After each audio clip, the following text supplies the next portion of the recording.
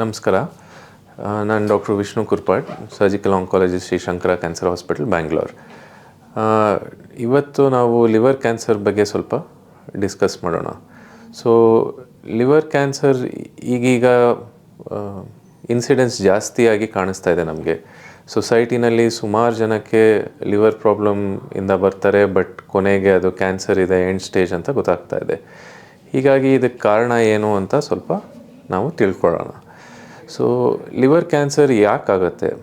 Liver cancer ಆಗೋದು primarily main ಏನು ಅಂದರೆ ವೈರಸ್ಸಿಂದ ಅಂತ ಹೇಳ್ತೀವಿ. ಹೆಪಟೈಟಿಸ್ ವೈರಸ್ ಅಂತ. ಹೆಪಟೈಟಿಸ್ ವೈರಸ್ 3 ಥರ ಇರುತ್ತೆ. Hepatitis A, hepatitis B, hepatitis C. Predominantly ಈ 3 ಕಾಮನ್. ಅದಲ್ಲದೆ DEನೂ ಇದೆ. ಬಟ್ ಇದರಲ್ಲಿ ಹೆಪಟೈಟಿಸ್ ಬಿ ವೈರಸ್ ಏನು ಇದೆಯಲ್ಲ, ಅದು 50% ಆಫ್ ದ ಲಿವರ್ ಕ್ಯಾನ್ಸರ್ಸ್ಗೆ ದಟ್ ಈಸ್ ದ ಕಾಸ್ ಅಂತ ಹೇಳ್ತೀವಿ.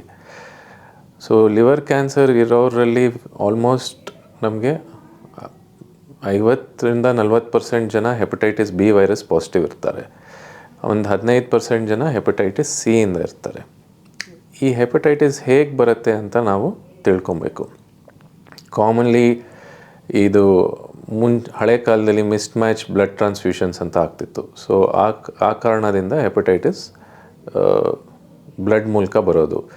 ಆಮೇಲೆ ಡ್ರಗ್ ಯೂಸರ್ಸು ಈ ಶೇರ್ಡ್ ನೀಡಲ್ಸ್ ಅಂತ ಯೂಸ್ ಮಾಡ್ತಾರೆ. ಸೊ ಅದರಲ್ಲಿ ಈ hepatitis virus is a very common cause for coming in to the body ಅಂತ ಹೇಳ್ಬೋದು.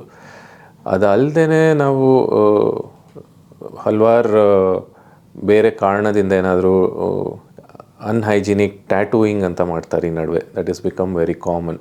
ಅದರಲ್ಲೂ ಹೆಪಟೈಟಿಸ್ ವೈರಸ್ ಕಂಡುಬರುತ್ತೆ. ಸೊ ಈ ವೈರಸ್ ನಮ್ಮ ಬಾಡಿ ಒಳಗೆ ಬಂದಾಗ ಅದು ಪ್ರೈಮರ್ಲಿ ಲಿವರ್ಗೆ ಅಟ್ಯಾಕ್ ಮಾಡುತ್ತೆ. ಸೊ ಲಿವರಿಗೆ ಅಟ್ಯಾಕ್ ಮಾಡಿದಾಗ ಅಲ್ಲಿ ಲಿವರ್ ಡ್ಯಾಮೇಜ್ ಆಗ್ತಾ ಹೋಗುತ್ತೆ. ಕ್ರಮೇಣ ಅದು ನಾಡ್ಯೂಲ್ಸ್ ಫಾರ್ಮ್ ಆಗುತ್ತೆ. Over a period of time ಆ ನಾಡ್ಯೂಲಲ್ಲಿ ಕ್ಯಾನ್ಸರ್ ಕಾಣಿಸ್ಕೊಳ್ಳುತ್ತೆ. ಸೊ ಈ ಕ್ಯಾನ್ಸರ್ ಕಾಣಿಸ್ಕೊಳ್ಳೋ ಅಷ್ಟರಲ್ಲಿ ಎಷ್ಟೊಂದು ಜನಕ್ಕೆ ಸ್ಟೇಜ್ ಮುಂದುವರೆದಿರುತ್ತೆ. ಸೊ ಅವ್ರಿಗೆ ಕರೆಕ್ಟಾಗಿ ಟ್ರೀಟ್ಮೆಂಟು ನಮಗೆ ಕೊಡೋಕ್ಕೆ ಇದು ಕರೆಕ್ಟಾಗಿ ಟ್ರೀಟ್ಮೆಂಟ್ ಕೊಡೋ ಸ್ಟೇಜಲ್ಲಿ ಇರಲ್ಲ. ಸ್ಟೇಜ್ ದಾಟಿ ಮೀರಿ ಹೋಗಿಬಿಟ್ಟಿರುತ್ತೆ. ಸೊ ಆವಾಗ ಪೇಷಂಟ್ ನಮಗೆ ಬಂದಾಗ ಹೊಟ್ಟೆ ನೋವು, ಹೊಟ್ಟೆ ಉಬ್ಬರ, ಇಲ್ಲ ಬ್ಲಡ್ ವಾಮಿಟಿಂಗ್ ಆಗಲಿ ಈ ಥರ ಸ್ಟೇಜಲ್ಲಿ ಬಂದಾಗ ಕ್ಯಾನ್ಸರ್ ಗುಣ ಮಾಡೋ ಅಂಥ ಟ್ರೀಟ್ಮೆಂಟ್ ಕೊಡೋದು ನಮಗೆ ಕಷ್ಟ ಆಗುತ್ತೆ. ಸೊ ಲಿವರ್ ಕ್ಯಾನ್ಸರ್ ಇರೋ ಪೇಷಂಟ್ರಲ್ಲಿ 100 ಜನರಲ್ಲಿ 80-85 ಜನಕ್ಕೆ ನಮಗೆ curative treatment in the form of surgery ಕೊಡೋದು ಭಾಳ ಕಮ್ಮಿ. ಸೊ 10-20% ಅಷ್ಟೇ ನಾವು ಕ್ಯೂರೇಟಿವ್ ಟ್ರೀಟ್ಮೆಂಟ್ ಸರ್ಜರಿಯಿಂದ ಕೊಡ್ಬೋದು. ಸರ್ಜರಿಯಲ್ಲಿ ಏನು ಮಾಡ್ತೀವಿ ಅಂದರೆ ಇದರಲ್ಲಿ ನಾವು ಆ ಭಾಗ ಲಿವರ್ನ ತೆಗಿಬೇಕಾಗತ್ತೆ. ಆ ಭಾಗ ಲಿವರ್ ತೆಗೆದ್ರೆ ಉಳಿದಿರೋ ಭಾಗ ಚೆನ್ನಾಗಿ ಕೆಲಸ ಮಾಡಬೇಕು. ಇದನ್ನೆಲ್ಲ ತಿಳ್ಕೊಳ್ಳೋಕೆ ನಾವು ಹಲವಾರು ಟೆಸ್ಟ್ ಮಾಡಿ ಈ ಪೇಷಂಟ್ಗೆ ಆಪ್ರೇಷನ್ ಮಾಡೋಕ್ಕಾಗುತ್ತೋ ಇಲ್ವೋ ಅಂತ ಡಿಸಿಷನ್ ತೊಗೊಳಕ್ಕೆ ನಾವು ಕ್ರಮೇಣ ಒಂದೊಂದಾಗಿ ಟೆಸ್ಟ್ಗಳು ಮಾಡಿ ನೋಡ್ತೀವಿ. ಸೊ ಈ ಕ್ಯಾನ್ಸರ್ನ ಹೇಗೆ ಕಂಡುಹಿಡಿಯೋದು? ಈ ಕ್ಯಾನ್ಸರ್ನ ಕಂಡುಹಿಡಿಯೋಕ್ಕೆ ನಮಗೆ ಅಲ್ಟ್ರಾಸೌಂಡ್ ಆಗಲಿ, CT ಸ್ಕ್ಯಾನ್ ಆಗಲಿ, MRI ಆಗಲಿ, PET CT ಸ್ಕ್ಯಾನ್ ಇವೆಲ್ಲದ್ರದ್ದು ರಿಸಲ್ಟ್ಸ್ ನೋಡಿಕೊಂಡು ನಾವು ಒಂದು ಡಿಸಿಷನ್ಗೆ ಬರ್ತೀವಿ. ಅದಕ್ಕೆ ಮುಂಚೆ ನಾವು ಬ್ಲಡ್ ಟೆಸ್ಟಲ್ಲಿ ಆಲ್ಫಾ ಫೀಟೋಪ್ರೋಟೀನ್ ಲೆವೆಲ್ ಅಂತ ಇರುತ್ತೆ. ಇದನ್ನು ಚೆಕ್ ಮಾಡಿ ನಾವು ಒಂದು ಡಿಸಿಷನ್ಗೆ ಬರ್ತೀವಿ. ವೆದರ್ ಇದು ಕ್ಯಾನ್ಸರ್ದೇ ಸಂಬಂಧಪಟ್ಟಿದ್ದ ಇಲ್ಲ ಬೇರೆ ಏನಾದರೂ ಗಡ್ಡೆ ಇದೆಯಾ ಲಿವರಲ್ಲಿ ಅಂತ. ಸೊ ಯೂಶ್ವಲಿ ಈ ಸ್ಕ್ಯಾನಲ್ಲಿ ಏನು ಕಾಣುತ್ತೆ ನಮಗೆ, ಅಲ್ಟ್ರಾಸೌಂಡಲ್ಲಾಗಲಿ, CT ಸ್ಕ್ಯಾನಲ್ಲಾಗಲಿ, MRIಯಲ್ಲಾಗಲಿ, PET CT ಸ್ಕ್ಯಾನಲ್ಲಾಗಲಿ ಒಂದು ಗಡ್ಡೆ ಕಾಣಿಸ್ಕೊಳುತ್ತೆ. ಒಂದಿರ್ಬೋದು, ಹಲವಾರು ಇರ್ಬೋದು. ಸೊ ಆ ಗಡ್ಡೆದು ಕ್ಯಾರೆಕ್ಟರಿಸ್ಟಿಕ್ಸ್ ಏನಿದೆ ಅಂತ ನೋಡಿಕೊಂಡು ನಾವು ಇದಕ್ಕೆ ಕ್ಯಾನ್ಸರಿಂದು ಪ್ರಭಾವ ಇದೆಯಾ ಇಲ್ವಾ, ಬ್ಲಡ್ಡಲ್ಲಿ ಆಲ್ಫಾ ಫೀಟೋಪ್ರೋಟೀನ್ ಲೆವೆಲ್ ಎಷ್ಟಿದೆ ಅಂತ ನೋಡಿಕೊಂಡು ಒಂದು ಡಿಸಿಷನ್ಗೆ ಬರ್ತೀವಿ. ಸೊ ಈ ಟಾಪಿಕ್, ಈ ಕ್ಯಾನ್ಸರ್, ಲಿವರ್ ಕ್ಯಾನ್ಸರ್ ಯಾಕೆ ಎಷ್ಟು ಇಂಪಾರ್ಟೆನ್ಸ್ ಬರ್ತಾ ಇದೆ ಈಗ ಅಂದರೆ, ಆಫ್ ಕ್ಯಾನ್ಸರ್ ರಿಲೇಟೆಡ್ ಡೆತ್ಸ್ ಅಂದರೆ ಕ್ಯಾನ್ಸರಿಂದ ಜನರಿಗೆ ಸಾವು ಬರ್ತಾ ಇರೋದ್ರಲ್ಲಿ ಇದು 3ನೇ ಕಾರಣ all over the world. So it is the 3rd leading cos of cancer related deaths world wide. ಆಮೇಲೆ ಕ್ರಮೇಣ ಇದ್ರ ಇನ್ಸಿಡೆನ್ಸ್ ಜಾಸ್ತಿ ಆಗ್ತಾಯಿದೆ.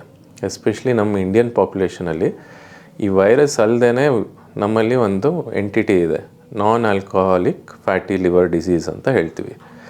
ಇದರಲ್ಲಿ ಲಿವರ್ ಡ್ಯಾಮೇಜ್ ಆಗೋದು ನಾಟ್ ಓನ್ಲಿ ಕುಡಿಯೋರಲ್ಲಿ, ಕುಡಿದೇ ಇರೋರಲ್ಲೂ ಲಿವರ್ ಡ್ಯಾಮೇಜ್ ಆಗುತ್ತೆ ಅಂತ ನಮ್ಮಲ್ಲಿ ಒಂದು ಜೆನೆಟಿಕ್ ಟ್ರೇಟ್ ಇದೆ ಇಂಡಿಯನ್ಸಲ್ಲಿ. ಅದು ಏನಕ್ಕೆ ಇದೆ ಅಂತ ಇನ್ನೂ ಕರೆಕ್ಟಾಗಿ ಕಂಡು ಹಿಡ್ದಿಲ್ಲ, ಬಟ್ ನಮ್ಮ ಸೌತ್ ಏಷ್ಯನ್ ಪಾಪ್ಯುಲೇಷನಲ್ಲಿ ಇದು ಸ್ವಲ್ಪ ಜಾಸ್ತಿ. ಇದರಿಂದ ಲಿವರ್ ತಂತಾನಾಗೆ ಓವರ್ ಪೀರಿಯಡ್ ಆಫ್ ಟೈಮ್ ವಯಸ್ಸಾಗ್ತಾ ಆಗ್ತಾ ಅದು ಡ್ಯಾಮೇಜ್ ಆಗ್ತಾ ಹೋಗಿ ನಮಗೆ ಅದರಲ್ಲಿ ಕ್ಯಾನ್ಸರಿನ ಪ್ರಭಾವ ಕಂಡುಬರುತ್ತೆ. ಯೂಶ್ವಲಿ ಇದು 40-50 ವರ್ಷದಲ್ಲಿ ಇಲ್ಲ 70 ವರ್ಷದ ಮೇಲವರಿರೋರಲ್ಲಿ ಈ ಥರ ಕಾಣುತ್ತೆ. ವೈರಸ್ಸು ಯಾವಾಗ ಕಂಡುಬರುತ್ತೆ ಅಂದರೆ ಅದು ಚಿಕ್ಕ ಮಗು ಇದ್ದಾಗಲೂ ಅದು ಟ್ರಾನ್ಸ್ಮಿಷನ್ ಆಗಿರ್ಬೋದು. ಸೊ ಈ ವೈರಸ್ಗೆ ನಾವು ವ್ಯಾಕ್ಸಿನೇಷನ್ ತೊಗೊಳೋದು it's very important. Hepatitis B ವೈರಸ್ಗೆ ದೆರ್ ಇಸ್ ಗುಡ್ ವ್ಯಾಕ್ಸಿನೇಷನ್. ಇದು ಮಗು ಹುಟ್ಟಿದಂಗೆ ಈಗ ನ್ಯಾಷನಲ್ ಪ್ರೋಗ್ರಾಮ್ಸಲ್ಲಿ ಇಟ್ ಇಸ್ ಇನ್ಕ್ಲೂಡೆಡ್. ಬಟ್ ಹಾಗೂ ಎಷ್ಟೊಂದು ಜನರಲ್ಲಿ ಇದು ಸ್ಕಿಪ್ ಆಗುತ್ತೆ. ಸೊ ನೀವು ಇನ್ನೂ ವ್ಯಾಕ್ಸಿನೇಷನ್ ತೊಗೊಂಡಿಲ್ಲ ಅಂದರೆ you can take it at any time. ಆಮೇಲೆ ಅದು ವರ್ಷಕ್ಕೆ ನಿಮಗೆ ಆ್ಯಂಟಿಬಾಡೀಸ್ ಎಷ್ಟಿದೆ ಅಂತ ಪಿಕಪ್ ಆಗುತ್ತೆ ಬಾಡೀಲಿ. ಸೊ ಬೈ ಎನಿ ಚಾನ್ಸ್ ನಿಮಗೆ ಹೆಪಟೈಟಿಸ್ ಬಿ ಇನ್ಫೆಕ್ಷನ್ ಕಂಡು ಬಂದರೂ ಆ್ಯಂಟಿಬಾಡೀಸ್ ಜಾಸ್ತಿ ಇದೆ ಅಂದರೆ ನಿಮಗೆ ಅದರಿಂದ ಪ್ರೊಟೆಕ್ಟ್ ಆಗುತ್ತೆ. ಸೊ ಇದರಲ್ಲಿ ವ್ಯಾಕ್ಸಿನಲ್ಲಿ it is one of the preventable cancers. But ಈ ನಾನ್ ಆಲ್ಕೋಹಾಲಿಕ್ ಫ್ಯಾಟಿ ಲಿವರ್ ಡಿಸೀಸಿಂದ ಏನಾಗುತ್ತೋ ಅದು over a period of time damage ಆಗಿ ಆಗುವಂಥದ್ದು. ಸೊ ಇದಕ್ಕೆ ಬೇರೆ ಥರ ಹಲವಾರು ಟ್ರೀಟ್ಮೆಂಟ್ಸ್ ಇದೆ. ಒಂದು ಸತಿ ಲಿವರ್ ಕ್ಯಾನ್ಸರ್ ಕಂಡು ಬಂದಿದೆ ಅಂದರೆ ನಾವು ಫಸ್ಟು ಅದಕ್ಕೆ ಟ್ರೀಟ್ಮೆಂಟ್ ಆಪ್ಷನ್ಸ್ ಏನಿದೆ ಅಂತ ಕರೆಕ್ಟಾಗಿ ಡಾಕ್ಟ್ರ್ ಹತ್ರ ಹೋಗಿ ನಾವು ಡಿಸ್ಕಸ್ ಮಾಡಬೇಕು. ಸೊ ಲಿವರಿನ ಗಡ್ಡೆ ಒಂದೇ ಕಡೆ ಇತ್ತು ಅಂದರೆ ನಾವು ಆಪ್ರೇಷನ್ ಮಾಡಿ ತೆಗಿಬೋದು. This is one of the best options ನಮಗೆ ಅವೈಲಬಲ್ ಇರೋದ್ರಲ್ಲಿ one of the best options.